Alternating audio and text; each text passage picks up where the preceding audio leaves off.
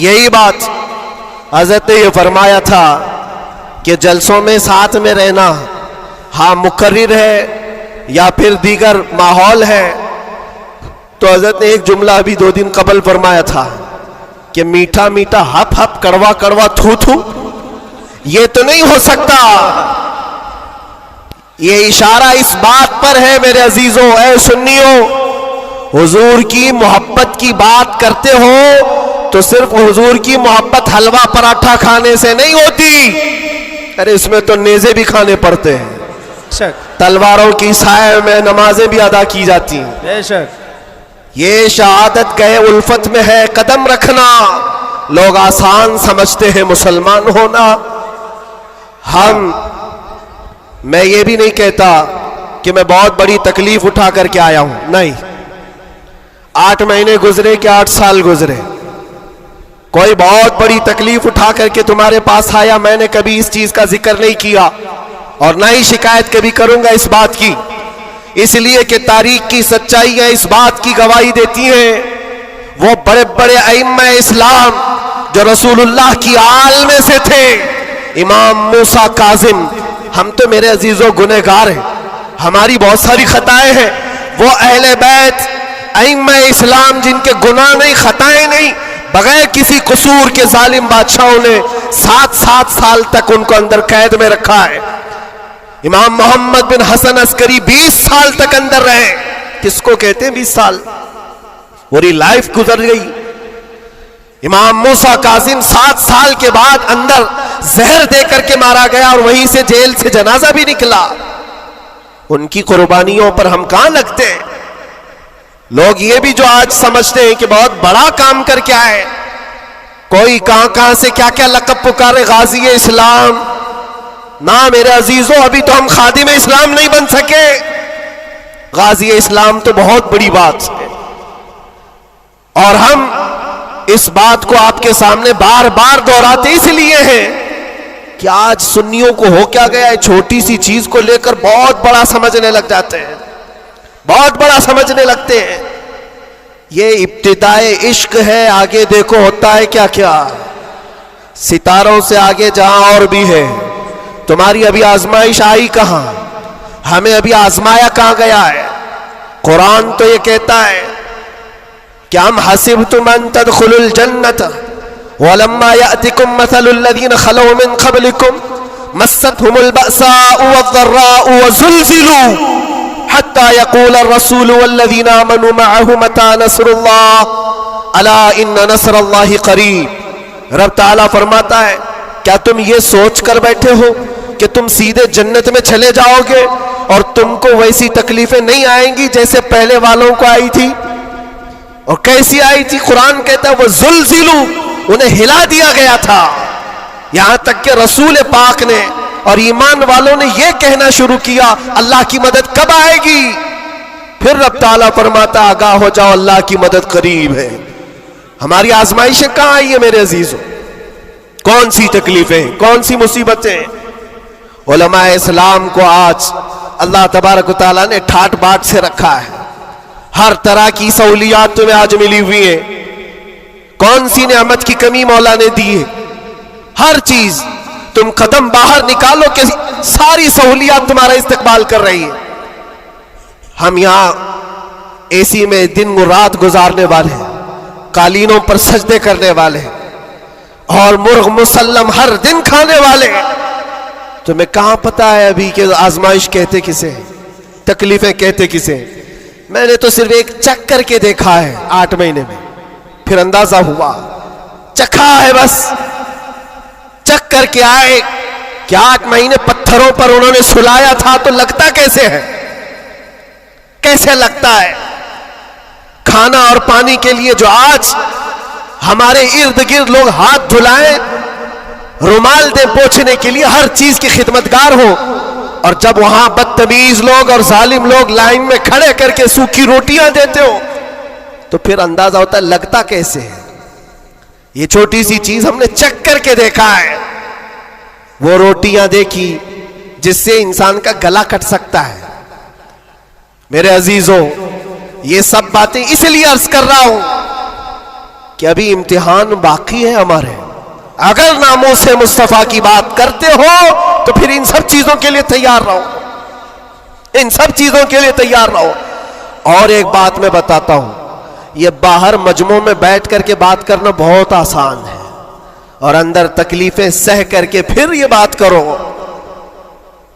میرے عزیزوں, کبھی کبھار گھبراہٹ ایسی ہوتی تھی, کچھ قیدی لوگ آ کر کہتے تھے کہ سچ میں اللہ ہے؟ ایسے سوال, اللہ ہے, سنتا ہے؟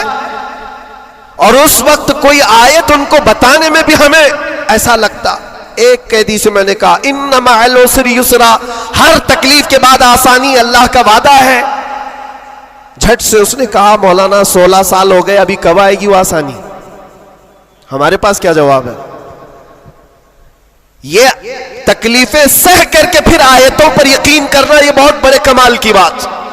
یہاں باہر بیٹھ کر کے جو تسلی کی باتیں کریں, میرے عزیزوں بہتوں کو ہم نے دیکھا ہے, بہتوں کو جان بھی دیں گے, گردن بھی کٹا دیں گے, بہت ساری باتیں ہیں. اسی سے اندازہ ہو جاتا ہے جو صبح بستر نہیں چھوڑ سکتا وہ کیا گردن کٹائے گا, جو نماز کے لیے اذان کو لبیک نہیں کہتا, وہ جان کی بات کہاں ہے؟ ایک ڈنڈے سے ساری چیزیں بھاگ جائیں گی, سب نکل جاتے ہیں ادھر ادھر. میں سب کی بات نہیں کرتا. آزمائشیں جس وقت آئیں گی میرے عزیزوں, استقامت یہ کسی چھوٹے موٹے چیز کا نام نہیں ہے. اللہ تعالیٰ فرماتا ہے ان الذین قالوا ربنا اللہ ثم استقاموا, بے شک وہ لوگ جنہوں نے یہ کہا ہمارا رب اللہ ہے, پھر اس پر جمے رہ گئے, تتنزل علیہم الملائکہ, ان پر پھر فرشتے اتارے جاتے ہیں, فرشتے اتارے جاتے ہیں. میرے عزیزوں, یہاں بڑی بڑی باتیں کہنے کے لیے میں نہیں کھڑا, بس اتنی بات کہوں گا کہ حالات کے تناظر میں جو آج تمہارے لیے سب سے بڑے چیلنجز ہیں, اس میں تمہیں کھڑے اترنے کی ضرورت ہے.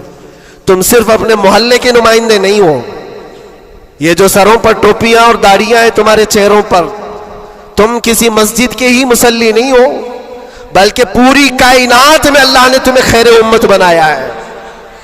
سب انسانوں کے لیے تم رہبر ہو, رہنما ہو. تمہارے اخلاق ہر کوئی آج دیکھ رہا ہے.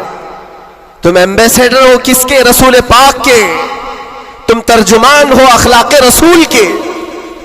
اگر آج تم نہیں اٹھو گے اور یہ اخلاق نہیں دکھاؤ گے تو اس سے صرف تمہارے گھر کا نہیں, پورے دین اسلام کا, آگے آنے والی نسلوں کا بہت بڑا خسارہ ہے, بہت بڑا نقصان ہے. نوجوانوں سے میں بار بار یہ اپیل کرتا آیا ہوں, اے نوجوانوں اٹھو, اٹھو, وہ گھر نہ حشر نہ ہوگا پھر کبھی, دوڑو کہ زمانہ چال اپنی چل گیا ہے, اور دہر میں اس میں محمد سے اجالا کر دو, قوت عشق سے ہر پست کو بالا کر دو. آج تمہارے صرف کھڑے ہونے کی دیر ہے. کس چیز کے لیے کھڑے ہونے کی دیر ہے؟ جب میں ایسی باتیں کرتا ہوں تو ہمارے جو رشتہ دار قلم کاپی لے کر بیٹھے ان کو لگتا ہے یہ جنگ کے لیے بلا رہے ہیں, ابھی تلوار بھالے نیزے کی بات کر رہے ہیں. میرے عزیزوں, تمہارے لیے سب سے بڑا ہتھیار عشق مصطفیٰ ہے, عشق رسول ہے, محبت مصطفیٰ ہے. اور جب وہ کسی کے اندر آ جاتا ہے تو پھر اس کے اخلاق سے وہ نظر بھی آتا ہے, اس کے اخلاق سے وہ نظر آتا ہے. جاہل عاشق رسول نہیں بن سکتا, عاشق رسول علم کی طرف بڑھتا ہے. جاہل اور ایسا بدعقیدہ جو دعویٰ کرتا ہو حضور کے غلام ہونے کا, اگر اس کی زبان میں سچائی نہیں ہے تو وہ عاشق رسول ہے ہی نہیں. اللہ کے نبی صلی اللہ تعالی علیہ وسلم نے فرمایا میرے غلاموں میں سے جتنے ہیں اگر کوئی منافق ہو تو منافق کے اندر دو عادتیں جمع نہیں ہو سکتی. حضور پاک صلی اللہ علیہ وسلم فرماتے ہیں دو عادتیں منافق کے اندر نہیں آ سکتی. وہ کون سی دو عادتیں ہیں؟ اچھے اخلاق. یہ اچھے اخلاق, یہ صرف ہنس کر کے ملنا اس کو اچھے اخلاق نہیں کہتے, وہ بہت لمبی اس کی ایک تشریح ہے. اچھے اخلاق منافق کے اندر نہیں آ سکتے. اور دوسری چیز اللہ پر توکل اور رسول کی ہر بات پر یقین یہ منافق کے اندر نہیں آ سکتی. میں آپ سے پوچھتا ہوں اللہ رب العزت کی ہر بات پر آپ کو یقین ہے؟ رسول پاک کے ہر فرمان پر یقین ہے؟ بے شک. اگر یقین ہے تو یہ زبان سے بولنے کی بات کیا ہے؟ پھر تمہارا عمل کہاں ہے؟ اسی لیے سیدنا ابو بکر شبلی رحمت اللہ تعالی علیہ سلسلہ قادریہ کے بڑے بزرگ ہیں، غوث پاک کے دادا پیروں میں آتے ہیں. آپ کہتے ہیں میری زندگی کا سب سے کٹھن سوال، سب سے مشکل سوال یہ ہے، اگر کسی نے مجھ سے پوچھ لیا کیا تم حضور پاک صلی اللہ علیہ وسلم سے محبت کرتے ہو؟ وہ کہتے ہیں میرے لیے سب سے کٹھن سوال ہے. ابھی میں پوچھوں تو سب ہاتھ بھی اٹھائیں گے، سب اٹھا دیں گے. حضور پاک صلی اللہ علیہ وسلم سے محبت ہے یعنی سب چلا کے بولیں گے ہے. لیکن حضرت ابو بکر شبلی کہتے ہیں یہ میرے لیے اس کا جواب سب سے مشکل ہے. کہا اس میں کیا مشکل ہے؟ آپ فرماتے ہیں اگر نہ کہہ دیا تو ایمان چلا جائے گا، اگر نہ کہہ دیا تو ایمان چلا جائے گا، اور اگر ہاں کہوں تو میرے اعمال اس کے مطابق نہیں، جھوٹا پڑ جاتا ہوں، دل ملامت کرے گا. زبان سے تو رسول پاک کی محبت کی بات کرتا ہے، کہاں ہے تیرے عمل؟ عزیزان گرامی وقار، یہ دو عادتیں میرے آقا فرماتے ہیں منافق کے اندر نہیں آ سکتی. اچھے اخلاق اور اللہ اس کے رسول پر یقین کامل. یقین سے ہی تو عاری ہوتا ہے منافق، یقین اس کا ختم ہو چکا ہوتا ہے. یہاں ابھی لکی ڈرا شروع ہو جائے اور چیٹ پہ چیٹ ہوتے رہتے، ہر سال ہوتے رہتے، پھر بھی اس میں گھستے بھی رہتے. لاکھ کا 2 لاکھ بنانا ہے، ابھی دیکھو کتنے آ جائیں گے. اور کیسے کیسے چیٹر لوگوں پر یقین کرتے ہیں. اور 2-4 لوگوں نے بول دیا کہ نہیں میرا بھی ڈبل ہوا ہے، سب آ گئے، لائن لگ جاتی ہے، کئی 100 کروڑ کھا کر کے چلے جاتے. ان پر تمہیں یقین ہے؟ اور مصطفیٰ کریم صلی اللہ تعالی علیہ وسلم نے فرمایا تم صبح اپنی نیند کو چھوڑ کر، بستر کر چھوڑ کر، اپنے گھر سے وضو کر کے مسجد کی طرف نکل کر آئے، 2 رکعت نماز ادا کر لیا. حضور پاک صلی اللہ علیہ وسلم فرماتے پوری دنیا کی دولت سے زیادہ قیمتی ہے. سبحان اللہ، سبحان اللہ. یقین ہے اس پر تو انویسٹ کرو. اگر حضور پاک صلی اللہ علیہ وسلم کی ہر بات پر یقین ہے تو انویسٹ کرو اس میں. آج یہی تو بات ہے، یہ سب سے بڑا چیلنج ہے. منافقت آنے لگ گئی ہے، بزدلی کہاں سے آتی ہے؟ اللہ اس کے رسول کی ہر بات پر یقین کامل ہو جائے بندے کو تو پھر وہ منافق نہیں رہتا، وہ ایمان والا ہوتا ہے. اور پھر مصیبتیں تو آئیں گی لیکن مصیبتیں اس کا کچھ نہیں بگاڑ سکتی. حضرت ابو ہریرہ رضی اللہ تعالیٰ عنہ کی حدیث ہے، فرماتے ہیں اگر مجھ پر 10 پہاڑ بھی نازل ہو جائیں، اتر جائیں، تب بھی میں خوف زدہ نہیں ہوتا، ڈر نہیں ہے مجھے. کہا کیوں؟ کہا قرآن کی ایک آیت میرے لیے کافی ہے. پوچھا کون سی آیت؟ فرماتے اللہ فرماتا ہے قُلْ لَن يُصِيبَنَا إِلَّا مَا كَتَبَ اللَّهُ لَنَا هُوَ مَوْلَانَا وَعَلَى اللَّهِ فَلْيَتَوَكَّلِ الْمُؤْمِنُونَ. فرماتے ہیں اللہ نے اپنے نبی سے کہا ہے اے محبوب آپ فرما دیں ہرگز ہم کو کوئی مصیبت نہیں آتی، اتنی ہی آئے گی جتنا اللہ نے لکھا ہے. سبحان اللہ، سبحان اللہ. اتنی ہی آئے گی جتنی اللہ نے لکھا ہے. اور پھر آگے رب تعالیٰ فرماتا ہوا مولانا، وہی ہمارا مددگار ہے، وہی ہمارا مددگار ہے. وعلی اللہ فلیتوکل المؤمنون، اور مومنوں کو چاہیے کہ اللہ ہی پر بھروسہ کریں. بڑے بڑے لوگوں کو دیکھا لیکن قید کے دوران، جیل کے دوران کچھ چھوٹے چھوٹے لوگوں نے ہمیں بہت کچھ سکھایا. گجرات کے ایک چھوٹے سے گاؤں کا رہنے والا قیدی آ گیا تھا، مانسک سنتولن بگڑا ہوا تھا، گھر والے بھی چاہتے تھے اندر ہی رہے، چھڑانا بھی نہیں چاہتا تھا کوئی، اٹھا پٹک زیادہ کرتا تھا، جوان تھا اور اندر رہا. مہینہ گزرنے لگ گیا. وہاں ہوتا ایسا نظام ایسا ہے کہ ہر ہفتے گھر والوں کی ملاقات آ جاتی جالیوں میں، ادھر سے ہم باہر سے رشتہ دار، ہر قیدی کے کوئی کبھی ماں کبھی باپ کبھی بھائی بہن ملاقات کے لیے ہفتے میں 1 مرتبہ ٹائم ملتا ہے 15 منٹ. لیکن اس بندے کا کوئی آتا ہی نہیں تھا، ملنے بھی نہیں آئے. مہینہ گزر جاتا، یہ اٹھا پٹک شروع کر دے، لوگوں کو مارنا. تو جیلر جو ہے گھر کو فون لگاتا اس کے اور کہتا کہ بھائی تمہارا بیٹا ہے, کبھی تو آؤ ملاقات لو اس سے, سب کو پریشان کر رکھا ہے. اور اسی لیے کہ قیدیوں کی جو حالت بگڑتی ہے تو یہ بہت بڑا ڈینجر مسئلہ ہوتا ہے, ان کو سنبھالنا. باہر آپ ادھر ادھر ہوئے تو اندر ڈالیں گے, اندر ہی بگڑا تو پھر کون سا اندر, وہ لاسٹ منزل ہے. اور اسی لیے وہاں جانے کے بعد ڈر بھی نکلتا ہے لوگوں کا, اس کے بعد کہاں جانا ہے, اب سیدھے جنت ہے. آپ سنیں اس بات کو. اس کا باپ آیا اور کہا کہ بیٹا تھوڑے دن ہو گئے. اس نے پوچھا کب چھڑاؤ گے مجھے, بیل کب ہوگی؟ چھوٹے سے کیس تھے. کہا اس منڈے کو جو ہے تمہاری بیل رکھ دوں گا, چھوٹ جاؤ گے, اس منڈے کو نکل جاؤ گے. وہ آیا, سب بیٹھے ہوئے تھے, خوشی سے اعلان کرتا منڈے کو میں چلا جاؤں گا, منڈے کو چھوٹ جاؤں گا. منڈے آیا, ٹیوزڈے آیا, وینسڈے آیا, پھر ہفتہ 2 ہفتے اس کا باپ آیا ہی نہیں. مہینہ گزر رہا ہے, پھر یہ اٹھا پٹک شروع کرے. پھر فون کر کے اس کے باپ کو بلایا, آؤ ملاقات لو. باپ آیا, پھر پوچھا کب ہوگا ابا؟ کہا میں تھوڑا سا کام میں بزی تھا, اس منڈے تو تیرا ہو جائے گا, اس منڈے کو ہو جائے گا.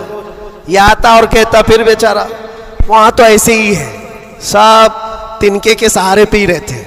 وکیل بولتا اس ڈیٹ میں ہوگا, ہاں ٹھیک ہے, اس کے علاوہ کرے کیا؟ تو وہ سب سے کہتا اس منڈے کو پکا ہے. وہ بھی گیا منڈے. پھر 1 مہینہ گزرا, یہ 6 مہینے اس کا باپ ہر منڈے کو ہی بولتا تھا, بار بار آئے, توجہ چاہتا ہوں. اور حالت ایسی ہو گئی 6 مہینے کے بعد وہ باپ سے مل کر کے اندر آ رہا ہے, سارے قیدی خود ہی بولنے لگے اس منڈے کو ہے نا تیرا. اس کے بولنے سے پہلے ہی کہتے اس منڈے کو بیل ہے نا تمہاری, ضمانت ہونے والی ہے. اس کو ہرٹ ہو گیا, تکلیف ہو گئی.